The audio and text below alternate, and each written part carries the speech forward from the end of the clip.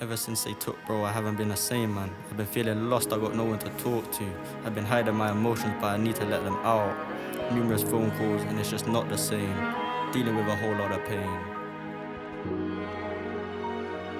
Just got off the phone, bro, stuck up in a phase. That's my dog, and you know that I won't change. It's me against the world, so I just block out all the pain. Ely was once the biggest council estate in Europe. Now it's painted as the roughest part of Cardiff. Being a product of the ends is not a choice. It's where you grew up, the system around you, and the stereotypes forced on you. Let me walk you through some of the most historic moments that have shaped the reputation of Ely and its people. Over 30 years ago on this very road, brothers Vivian and Jeffrey Allen were on the front policing line of the now infamous bread riots.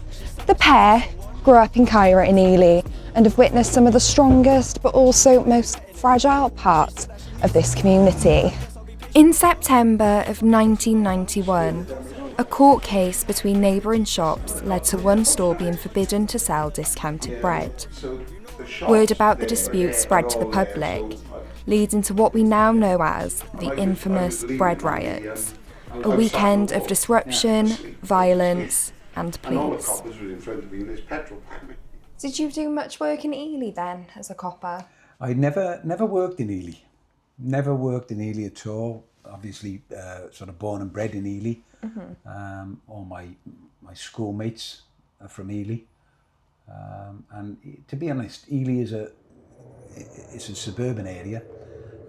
It's got a bad name, unfortunately, but the majority of people in Ely are decent people, law-abiding people. Ely was a lovely place to grow up in, and I never ever thought twice about it until other people would make a purpose and point of asking you where you're from.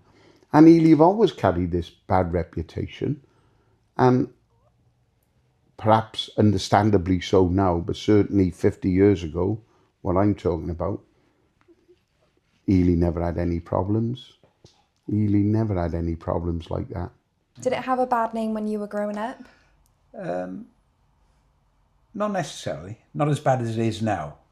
I think it progressively has got worse, simple as that. Is there sort of a stigma around you being from Ely? Yeah. So I noticed that in 1976 when I joined the police force, and you had a lot of different people from a lot of different cultures, and when they'd ask where you're from and you'd say Cardiff, and they'd say, oh, we're in Cardiff, and you'd say Ely, and they'd go, oh, Ely, oh, that's not a very nice area.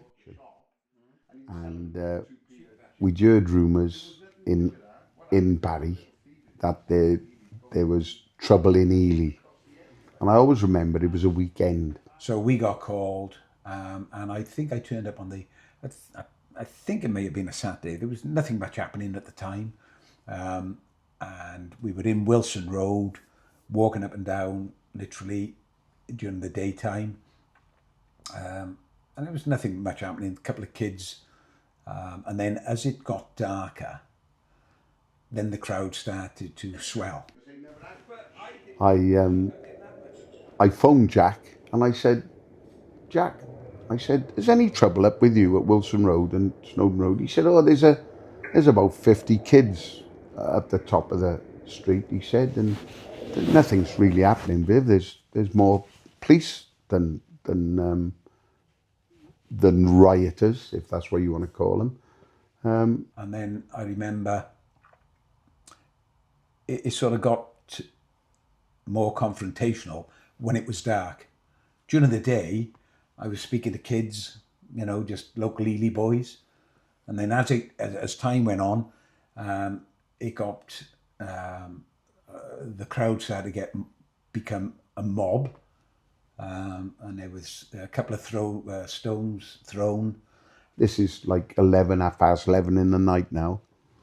And then it sort of got a bit rowdy. There was jeering and a bit of pushing and shoving from the both sides, you know, that the rioters pushed against the police pushed against the rioters. A few would have been arrested.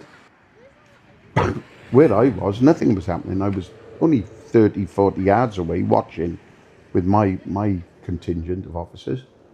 And someone threw a petrol bomb. And the first thing I know about it is it smashed up my feet, and my shoes and my bottom of my trousers were on fire, but only for a few seconds. We had training, riot training, so you knew how to deal with someone throwing a petrol bomb. It don't last a few seconds, but certainly I had no eyebrows. They burnt off, where you naturally look down, and with that I hear my eyebrows frizz and the smell of burning hair. That was it. I had no eyebrows for about 6 months, but that was it. Just 5 minutes up the road from Vivian and Jeffrey is the Church of the Resurrection on Grand Avenue. Locals would have visited this church at least once, regardless of whether they were religious or not. And up until recently, a familiar face would have greeted you. Why do you think people see you as a pillar of the community? Can you tell me a little bit about that, if that's okay? I think I was here in Ely for 19 years as the vicar, and obviously over that time I got to know lots and lots of people through schools work, through funerals, baptisms, weddings. I think there's probably hardly a family in Ely that I haven't met at some point over those 19 years. And what does Ely mean to you? You've spent so long here. Like, if you can summarise what Ely does I spent mean. a third of my life here, which is incredible. And to me, I can honestly say, you know, I've worked in different parishes, and I can honestly say it's probably the strongest community that I've ever lived in. There was a very big hit and run in Cardiff, which also broke the media. And I'm sure if remind a lot of people will remember. You were very involved in the fundraisers. Can you tell me a little bit about that and what it was like to have all those eyes on? Because it was specifically Ely. I was out walking the dogs in Lander Fields, and I got a call, something's happened in Ely, you need to get up there. So I drove up, and it was like a scene from Casualty on the telly. There was, you know, tape all over the place and cones and ambulances everywhere, and it was unbelievable. And I thought, what on earth has happened? And then the media circus really started. So the BBC were here literally 2 hours later. And so we decided then we would do something formal. Some neighbours had already been out collecting, I think probably for Karina's children. And the money was pouring in, you know, not just from the community, but from all over, from celebrities. You know, I'd got Lynette Morgan, our First Minister, who's an Ely girl. She was talking to her contacts, they were talking to their contacts. And we had all kinds of celebrities sending money in as well. But, you know, whether they were giving thousands of pounds or whether it was someone local giving a fiver or even a pound, it was just so humbling to see how much people cared.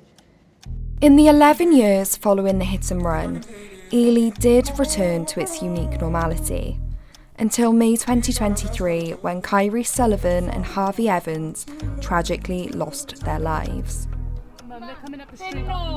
This triggered the Ely riots, which made national headlines and convinced the rest of the UK that the people of Ely were reckless and violent. Ely, that's my home, and I wouldn't change it for nothing. Obviously, it was a very unfortunate loss for the whole community. That was a big thing in Ely. Like, I knew both of them, but that's all I can really say about that, because it's such a sad thing that happened, and obviously not many people like to speak about it.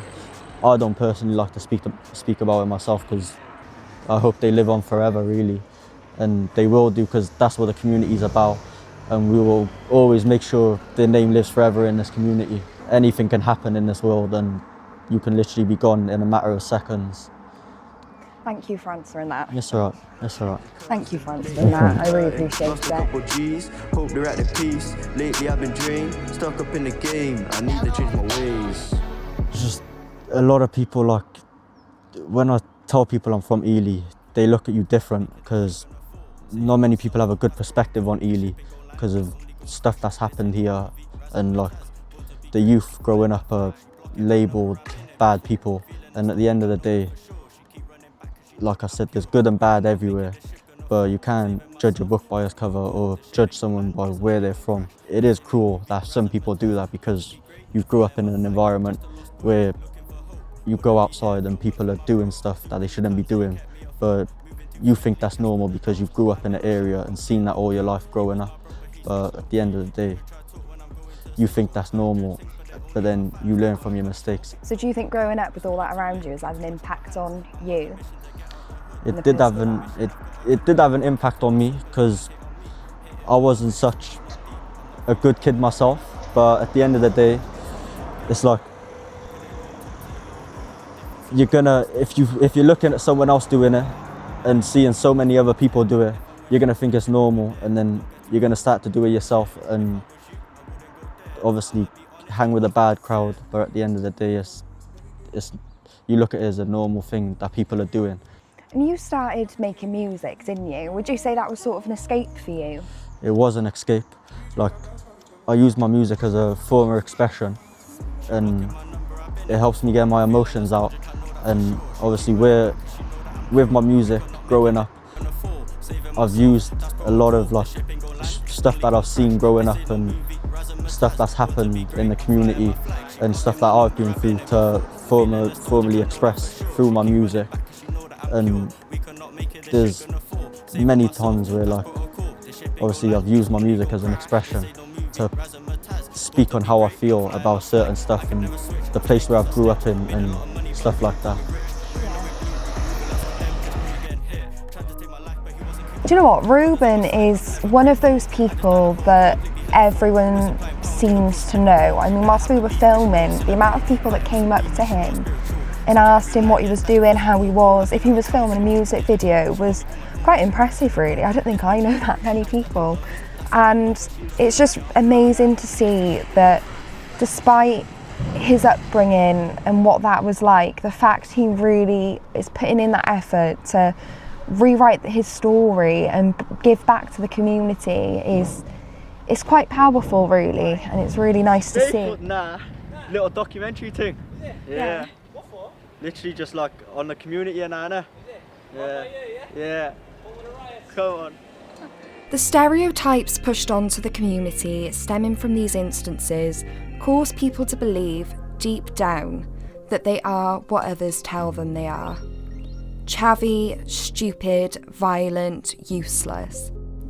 So I have brought myself down to Cardiff East to visit a catwalk coaching session held by Ely's very own Millie May. Nephews looking up to me, make sure they come up with me. Hope that they'll remember me, I'm a dire legendary. Pushing all this work, something that they'll never see. Know we making P, but they don't know what it's from. Protecting all my family, I'm standing strong like Kong. Making all these moves, it could end up going wrong. Right hand just got locked, I won't see him in a bit. Visits every month, yeah, I'll be taking trips. I'm always on my grind, yeah, I'll be steady up my aim and I hit charts. She is a founder of Street Doctors Exeter, a young global scholar at Yale, and Miss United Kingdom. Do you like rev up, but like to face, like, do you just go for it? Like, Sit slightly off the floor, drop this hand.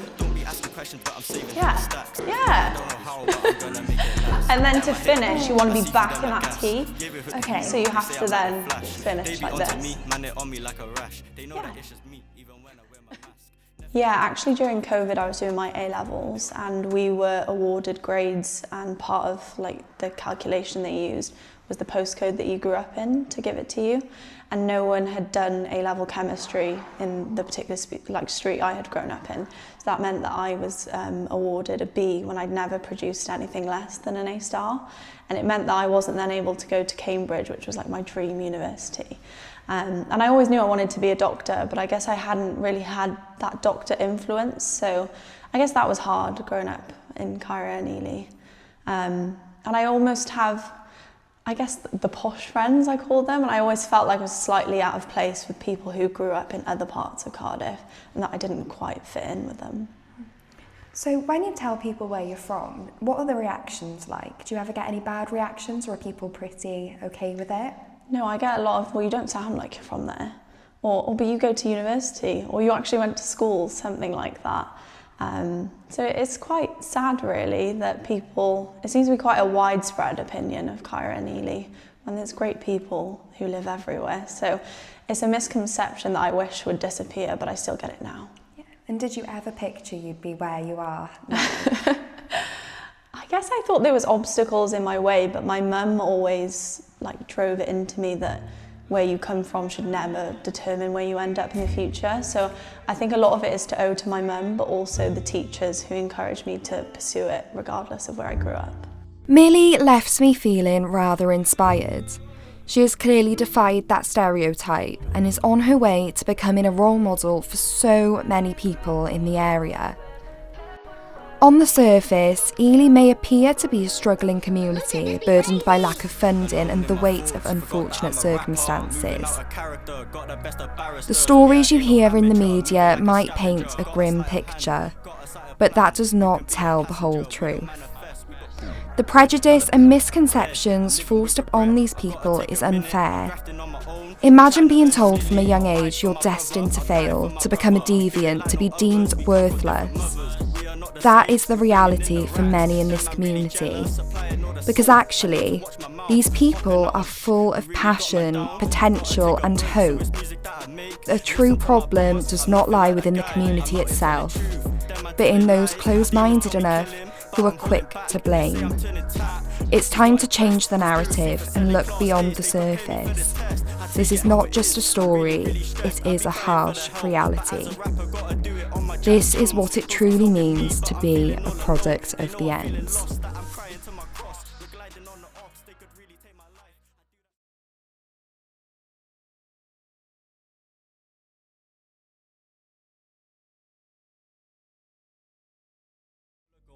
Welsh boy with that global flow, you're a star, be far from home, and I've still got a long way to go.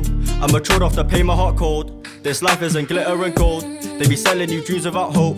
These waters be deeper, we roll. Times to get hard, but we stay at the float. I'm taking a trip to the ozone layer. Yeah, I get high, can't pay like the hair. Eating like gauchos, I can't dice arrears. I'm blending it well in the back of the Rover. Tated out windows, I'm moving low key. Hit the back roads, I'm avoiding society. I don't wanna talk, I've got social anxiety. I do my thing and just stay in my. I'm ahead of my time, I'm matured off the pain. We don't take shit, we're the ones that give it. Jump on that track, see that juice, I'ma spill it. I'm speaking the truth when I spill that juice. One by one, I'm a cast man out. The man so sick, they just life with their teeth. The man switched up, it was all meant to be. I'm at the top, but it's freezing cold. I wouldn't be here if it weren't for my bros. I'm a rude boy with a heart full of gold. I'm a Welsh boy.